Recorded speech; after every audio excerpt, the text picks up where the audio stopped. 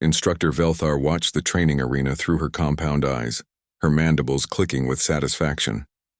23 species represented in this cycle's combat training program, and most were performing adequately. The Corinthians moved with their characteristic grace, the Dolgari displayed impressive defensive postures, and even the timid Picnell were showing improvement. Then there was the human. Marcus Webb stood at the edge of the sparring circle, rolling his shoulders in a gesture Velthar had learned to recognize as preparation. He was unremarkable by most galactic standards, average height, average build, covered in that strange fabric the humans called athletic wear. No natural armor, no enhanced musculature, no biological weapons, just soft skin, brittle bones, and that peculiar determination that seemed to define his species. "Trainee Webb," Velthar called out, her translator converting her chittering speech into standard galactic. "You're paired with Trainee Korhath today." A ripple of concerned whispers spread through the observation deck. Korhath was a Brevden, 8 feet of dense muscle and reinforced bone structure, hailing from a heavy gravity world where the atmospheric pressure could crush most species flat. His people were renowned as mercenaries and shock troops, their physical prowess unmatched in close combat. Marcus simply nodded and stepped into the circle.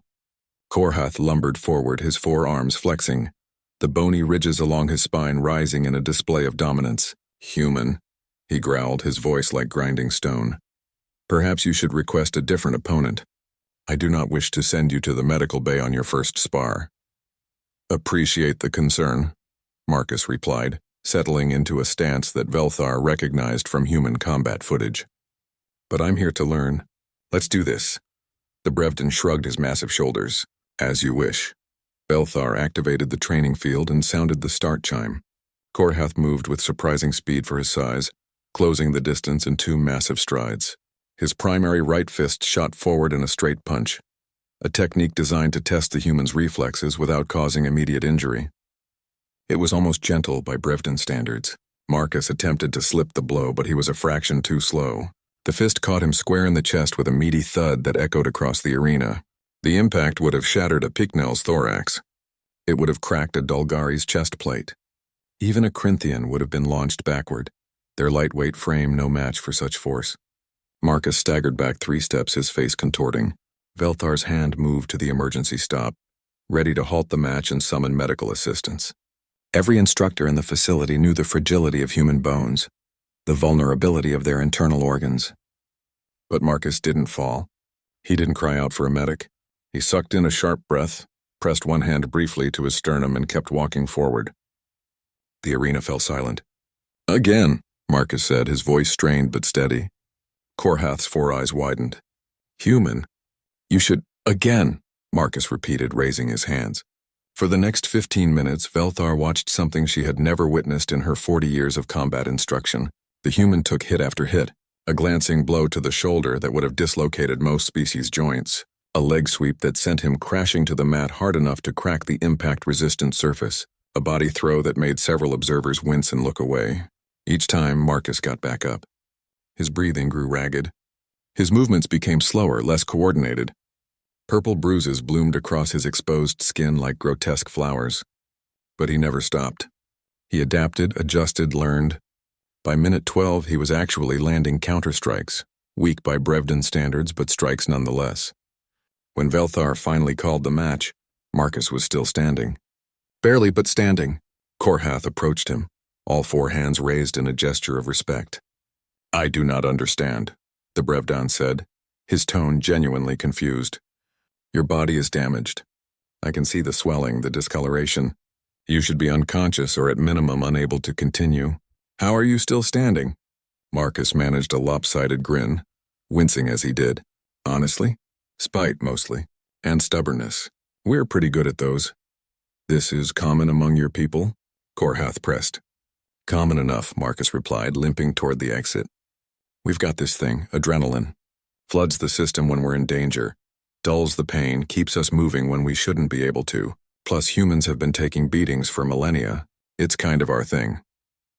As the human trainee walked, not carried, not assisted, but walked, out of the arena to seek medical attention, Velthar noticed something unusual. The other trainees weren't whispering nervously anymore. They were watching Marcus with something that looked remarkably like awe. Later in her report to the Academy Commandant, Velthar would note several observations. Human trainee Webb sustained injuries equivalent to level 4 combat trauma. Standard protocol suggests 72 hours mandatory medical observation. Trainee returned to training after 36 hours.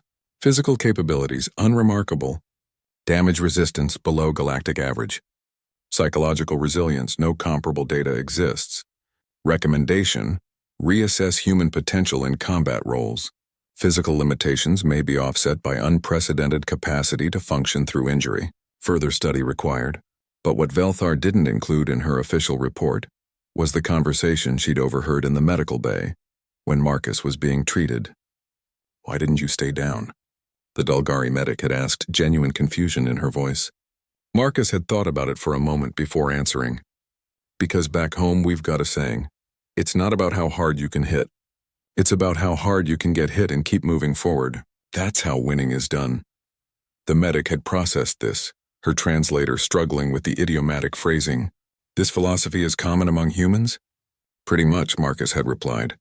"We're not the strongest, not the fastest, not the toughest. But we don't quit. Can't quit. It's not in our programming." Velthar closed her report and filed it away, wondering what the galaxy had gotten itself into by inviting humanity to the stars. A species that refused to acknowledge when they were beaten, that kept moving forward through sheer force of will, that measured themselves not by their victories but by their capacity to endure. In the training arena below, Korhath was explaining to a group of fascinated trainees that he'd held back significantly during the spar, that he'd used only a fraction of his strength. No one was listening. They were all too busy discussing the human who took a hit that would hospitalize most species, and just kept walking.